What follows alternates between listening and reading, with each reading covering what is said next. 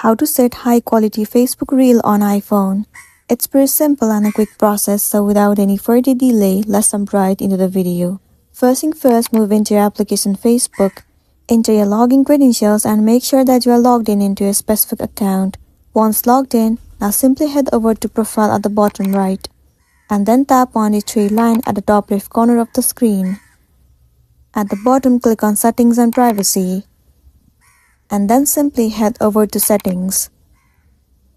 In this page, in the section of Preferences, you simply have to move into Media. Tap on Media. Once you're in this page, in order for you to upload high quality media or videos, then all you gotta do is click on this option, Optimized. It will adjust the video to network conditions. Once done, the next thing you want to do is you have to click on when using cellular data and Wi-Fi.